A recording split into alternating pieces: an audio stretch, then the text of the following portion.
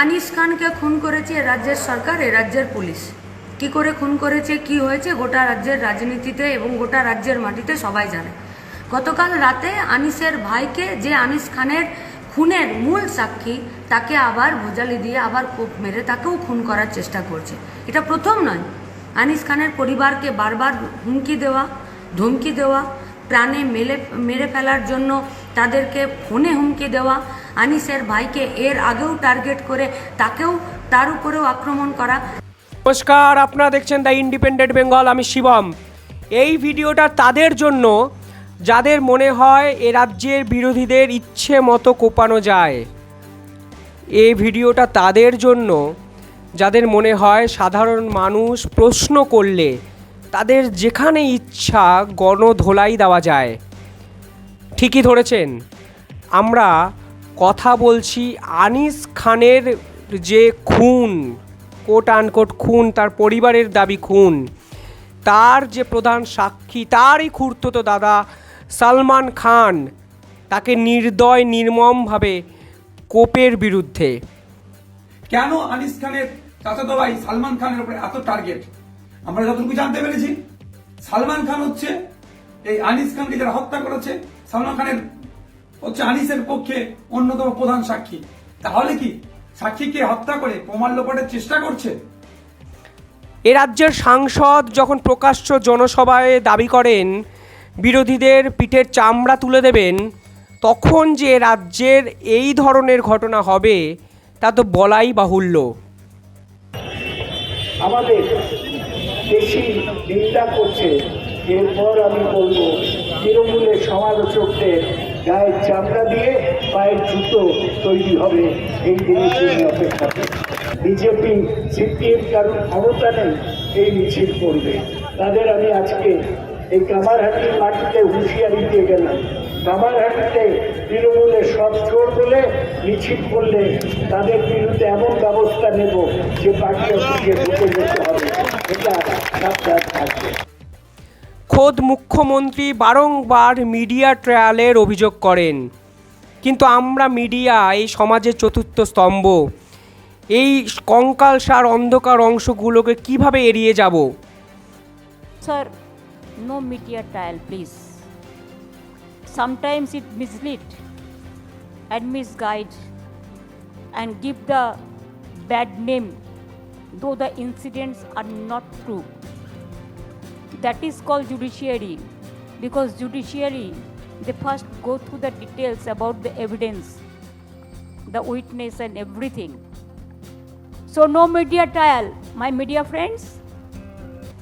আনিস খান কোনো দুষ্কৃতী ছিল না, আনিস খান কোনো জঙ্গি ছিল না, আনিস খান ছিল ছাত্র আন্দোলনের মুখ। সেই আনিস খানকে রাতের অন্ধকারে অভিযোগ ওঠে কিছু পুলিশ ছাদ থেকে ফেলে খুন করে। যদিও এ রাজ্যের মুখ্যমন্ত্রীর গড়া সিট পুলিশকে ক্লিন চিট দেয়, আনিস খানের পরিবার এবং রাজ্যের বিরোধীরা এখনও সিবিআই তদন্তের দাবি করে যাচ্ছে ক্রমাগত। কিন্তু উল্লেখযোগ্য বিষয় হলো, এই রাজ্যের প্রধান বিরোধী বামফ্রন্ট বা বিজেপি, যাকেই আপনি ধরুন, তারা যেমন বারংবার আনিস খান ইস্যুতে সরব হয়েছেন, ঠিক সেরকমভাবেই শাসক দল মৌন ব্রত পালন করেছে। কখনো আবার পুলিশ প্রোটেকশন পাঠালেও, আজকেও যদি আপনারা আনিসের বাড়িতে যান, দেখবেন আনিসের বাড়ি ঢোকার মুখে বাঁ দিকে একটা দাওয়াতে, একটা চালাতে পুলিশ বসে আছে। আচ্ছা, যে পাড়াতে পুলিশ বসে আছে, যে ঘরে, যে পাড়াতে এত সিসি ক্যামেরা আছে, সেখানে তৃণমূল হোক, দুষ্কৃতী হোক, পুলিশ হোক, তাদের নিজেদের এত কি করে সাহস হয় যে আরও একটা ছেলেকে গিয়ে, যে এই কেসের মূল সাক্ষী, তাকে ভোজালি দিয়ে কোপ মারছে? তার মানে পরিষ্কার কথা, এই কারণেই আনিসের পরিবার এবং গোটা রাজ্যের মানুষ, তার সাথে ছাত্র যুবরা, ডিওয়াইএফআই, এসএফআই, আমরা সিট চাইনি। কারণ সিট তদন্ত করে গুন্ডা, দুষ্কৃতী, তৃণমূলী, দাদাগিরি, পুলিশি জুলুম রাজকে সরকার ডিফেন্ড করতে চাইছে। কাল যে ঘটনা ঘটল তা চোখের সামনে আরও একবার এই সমাজের অন্ধকার কঙ্কালসার চেহারা সকলের সামনে পরিস্ফুট করল। আনিস খানের খুড়তুতো দাদা, সেও কোনো অপরাধ করেনি। আনিস খানের খুড়তুতো দাদা সালমান খানের দোষ ছিল সে আনিস খান মৃত্যুর প্রতিবাদ করেছে বারংবার, সে পুলিশি নিষ্ক্রিয়তার বিরুদ্ধে প্রশ্ন তুলেছে বারংবার, কথা বলেছে বারংবার। তার পরিবারের দাবি, বারংবার পুলিশি নিরাপত্তা চেয়েছিল সালমান খানের পরিবারও, তারা পায়নি। কেন পায়নি সে তো সমাজ জানে, কেন পায়নি সে উত্তর কে দেবে সে লোক এ সমাজে খুঁজে পাওয়া যাচ্ছে না। আজকে বামফ্রন্টের এক প্রতিনিধি দল আনিস খানের বাড়িতে যান এবং এই নির্মমতার প্রতিবাদে তারা কাল আমতা থানা ঘেরাও কর্মসূচি পালন করবে।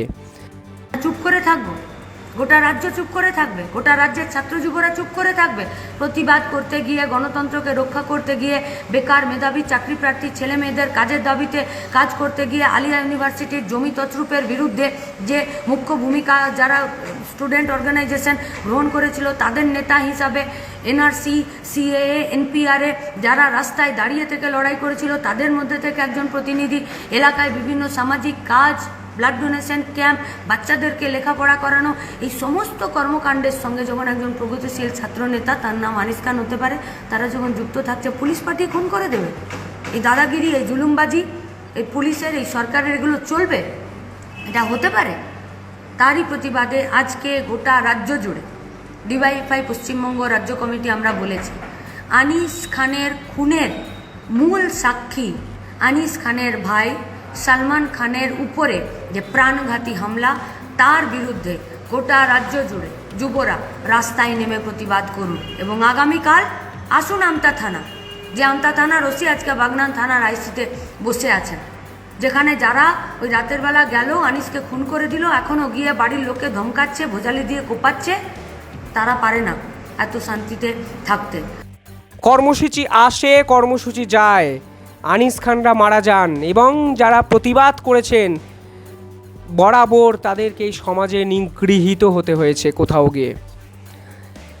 আপনারা বলুন, বিরোধীদের কি প্রকাশ্যে এইভাবে প্রশ্ন করলে ভোজালির আঘাতে বারংবার কুপিয়ে হাসপাতালের বেডে পাঠানো যায়?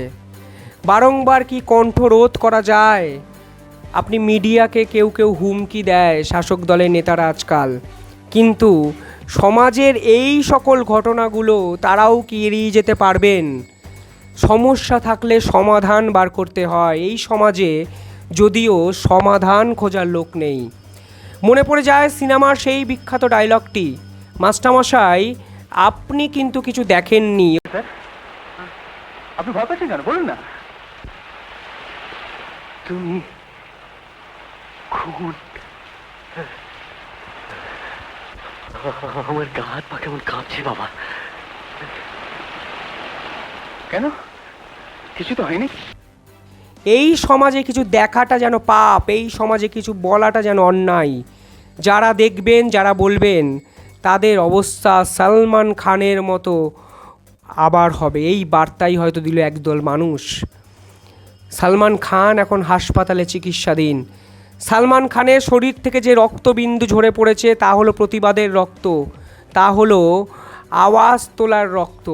যে আওয়াজ তুলেছেন মীনাক্ষী মুখার্জি, যেই আওয়াজ তুলেছেন বামফ্রন্ট নেতারা, ডিওয়াইএফআই, যারা বলেছেন 20শে সেপ্টেম্বর কর্মসূচি গ্রহণ করা হবে আনিস খানের মৃত্যুতে।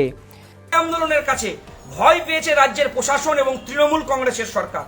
তাই কালকে রাত্রেবেলায় আনিস খানের ভাই, যে মূল সাক্ষী আনিস খানের খুনের, সেই তাকে হত্যা করার চেষ্টা করে সালমান খানকে গুরুতর অবস্থায় হসপিটালে ভর্তি আছেন। আর আমাদের গোটা রাজ্যের ডিওয়াইএফআই এর কমরেডরা রাস্তায় নেমেছেন, লড়াই আন্দোলন সংগঠিত করছেন। আজকে আমরা উপস্থিত হয়েছি আমাদের শহীদ কমরেড পূর্ব বর্ধমান জেলার প্রদীপ্তা, কমরেড প্রদীপ্তার বাড়িতে। আমাদের সঙ্গে উপস্থিত আছেন শহীদ কমরেড প্রদীপ্তার স্ত্রী। আগামী 20 তারিখ কলকাতায় ধর্মতলা ইনসাফ সভা ইয়াং ব্রিগেডে পরিণত হতে চলেছে আনিস খানের খুনিদের শাস্তির দাবিতে, এবং গোটা পশ্চিমবাংলায় আনিস খানের খুনিদের শাস্তি দিতে হবে। কাজ চাই, শিক্ষা চাই, এই দাবি নিয়ে নওশাদ সিদ্দিকী বলেছেন, এই নির্মমতার কোনো ভাষা হয় না। সত্যি নির্মমতার তো কোনো ভাষা হয় না। কিন্তু যে প্রশ্ন আমরা তুলছি সেই প্রশ্নের উত্তর কারা দেবেন? আইএসএফ প্রতিবাদ করেছেন, রাজ্যের বিরোধী দলগুলো প্রতিবাদ করেছেন, কিন্তু উল্লেখযোগ্যভাবে শাসক দলের কেউ একটা অংশ বলেননি। অন্তত দুঃখ প্রকাশও তো করা যেত। এ রাজ্যে আরও একবার পুলিশি নিষ্ক্রিয়তার ছবি ফুটে উঠল। কিছুদিন আগে সারদাকাণ্ডে অভিযুক্ত দেবযানী মুখোপাধ্যায় প্রকাশ্যে বিবৃতি দিয়েছিলেন সিআইডি নাকি জেল হেফাজতে ক্রমাগত চাপ সৃষ্টি করেছেন শুভেন্দু অধিকারী এবং সুজন চক্রবর্তীর নামে মিথ্যা অভিযুক্ত করার। 6 কোটি টাকা নাকি নিয়েছিলেন সারদা কর্তা সুদীপ্ত সেনের থেকে। না হলে দেবযানী মুখোপাধ্যায় যদি কথা না বলেন, তার বিরুদ্ধে আনা হবে 6টি মিথ্যা মামলা। পুলিশি নিষ্ক্রিয়তার ছবি দেখেছে গোটা বাংলা, যখন বাগুইহাটির 2 তরুণ, তরতাজা তরুণ, তাদের রক্তাক্ত পচাগলা দেহ মিলেছে বসিরহাটের কোনো এক প্রত্যন্ত অঞ্চলে। পুলিশ থেকে সিআইডি বারংবার যাদের উপর সাধারণ মানুষ চোখ বন্ধ করে ভরসা করতে চেয়েছে, তাদের কর্মের এই ফল, তাদের কাজের বিরুদ্ধে বারংবার যদি প্রশ্নচিহ্ন ওঠে, প্রশ্ন স্বাভাবিকভাবেই আসবে, এ রাজ্যের মানুষ কতটা নিরাপদ, এই রাজ্যের মানুষ কতটা চোখ বন্ধ করে ভরসা করে এগিয়ে যেতে পারে এই সমাজের রাস্তায়। এই তিলোত্তমা কলকাতা নাকি কেন্দ্রীয় সরকারের খতিয়ানে সবচেয়ে সেফ রাস্তা, সবচেয়ে সেফ রাজ্য। এই যদি সেফের নমুনা হয়, বিরোধীদের যদি কুপিয়ে খুন করার দৃষ্টান্ত স্থাপন করা হয়, বিরোধীদের যদি কণ্ঠরোধ করার চেষ্টা হয় এবং কোথাও গিয়ে পিটিয়ে খুন করে গণধোলাই দিয়ে প্রশ্ন করার অধিকারকে কেড়ে নেওয়ার লাইসেন্স দেওয়া হয়, তাহলে রাজ্য, এ সমাজ কোন দিকে যাবে? এই ভিডিও ধিক্কার জানাতে কোথাও গিয়ে এ বাংলা সোনার বাংলা হতে পারে না। এ বাংলা আমার চেনা বাংলা নয়। এই বাংলা নিয়ে অন্তত জীবনানন্দ লেখেননি, আমি বাংলার রূপ দেখিয়াছি, তাই পৃথিবীর রূপ খুঁজিতে যাই না। আর প্রতিবাদ কেউ করছে না। সালমান খান সুস্থ হন, এই প্রতিবাদের মুখগুলো আর সেরে উঠুন। এই বাংলা যেন বরাবরের মতো গর্জে ওঠার সাহস না আর হারায়। আমরা প্রশ্ন করলাম, সাধারণ মানুষ গর্জে উঠুন, প্রশ্ন করুন, পুলিশি নিষ্ক্রিয়তার বিরুদ্ধে রুখে দাঁড়ান। পুলিশ নিজের কাজ করলে আমরা শান্তিতে বাঁচতে পারবো, এই সমাজ বাঁচতে পারবে। সকলে ভালো থাকুন, ধন্যবাদ।